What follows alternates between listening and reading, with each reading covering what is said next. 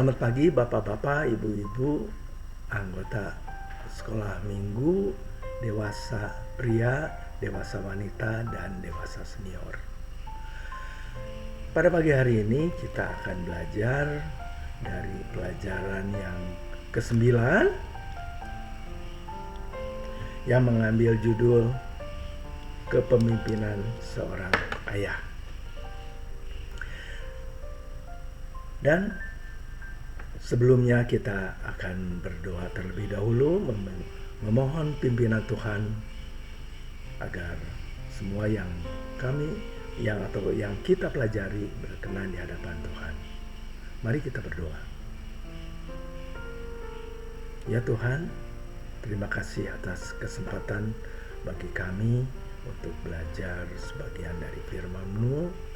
Kiranya firman Tuhan yang kami pelajari menjadi berkat bagi kami, dan pimpinlah hamba agar dapat menyampaikannya dengan baik sesuai dengan kehendak-Mu.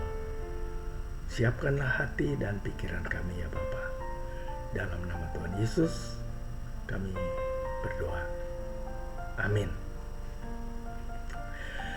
Baiklah Bapak-bapak, Ibu-ibu, pembacaan Alkitab pagi hari ini sesuai dengan pelajarannya, yaitu diambil dari Mazmur pasal yang ke-128 ayat 1 sampai 6 dan Efesus pasal 5 ayat 22 sampai ke 28. Tetapi marilah kita pelajari Efesus terlebih dahulu, terutama yang ayat ke-23, supaya kita bisa mengalami seperti yang disampaikan dalam Mazmur pasal yang ke-128.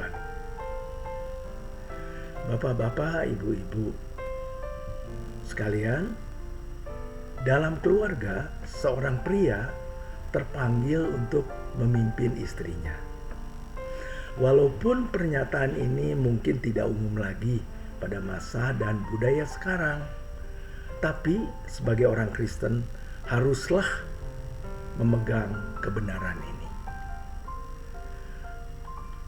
Seorang suami yang saleh harus memimpin istri dan keluarganya. Mengenai suami sebagai pemimpin, Alkitab memberi contoh utama dari kepemimpinan yang mendasar, seperti dalam kitab Efesus pasal yang ke-5 ayat yang ke-23. Nah, kepemimpinan model apa yang telah ditunjukkan oleh Tuhan Yesus kepada gereja? Tuhan Yesus sangat mengasihi jemaatnya, sehingga tidak pernah dia bersikap kasar, dia tidak pernah bertindak tidak sesuai, dan dia tidak melakukan sesuatu yang muncul karena kemarahan dan sesuatu yang tidak adil.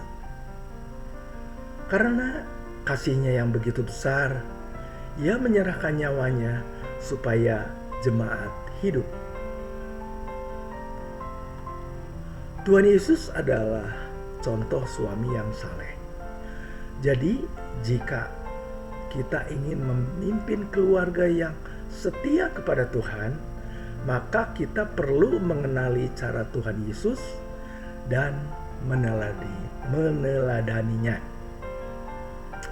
Ada 3 hal yang ingin saya sampaikan dalam kepemimpinan di dalam keluarga, yaitu yang pertama, memimpin dalam kepemimpinan. Dalam keluarga ada sub kepemimpinan, seperti istri memimpin anak-anak, dan anak-anak yang lebih tua memimpin yang lebih muda di wilayah tertentu. Nah, sang ayah itu memimpin keseluruhannya. Yang kedua, memimpin sebagai ayah. Sebagai ayah ada tanggung jawab mengajar dan melatih. Antara lain, mengajar Alkitab, melatih kehidupan di dalam keseharian, dan lain sebagainya. Yang ketiga, memimpin sebagai suami, yaitu memastikan suami hidup damai bersama dengan istrinya. Itulah ketiga hal kepemimpinan seorang ayah. Di dalam dunia ini, saya yakin tidak pernah ada orang yang merasa mampu menjadi orang tua. Yang ada hanyalah orang tua yang mau belajar dan senantiasa dengan rendah hati rela diajar untuk menerima peran sebagai orang tua. Proses kehidupanlah yang akan membentuk. Zaman boleh berubah. Yang penting kita mau selalu belajar menjadi orang tua yang taat di hadapan Tuhan dan bukan dalam pandangan dunia ini. Dalam keluarga, seorang ayah dituntut menjadi sebuah koin dalam tanda petik atau mata uang. Semuanya harus mempunyai pribadi yang bisa menyatukan. Kita harus menyesuaikan sisi mana yang akan ditunjukkan kepada istri, kepada anak, tanpa mengurangi nilai kita. Koin itu, sisi manapun tetap mempunyai nilai yang sama. Koin Rp500 itu baik yang bertuliskan angka atau gambar Garuda, nilainya tetap Rp500. Tidak ada sisi yang nilainya bertambah kalau ditunjukkan, atau tak ada yang menjadi berkurang saat tidak ditunjukkan. Hanya masalah selera dan sisi mana yang membuat kita suka menatap koin itu. Kita di satu sisi memiliki hubungan baik dengan Tuhan Yesus. Tentu kita juga di sisi lain harus memiliki hubungan baik dengan semua anggota keluarga.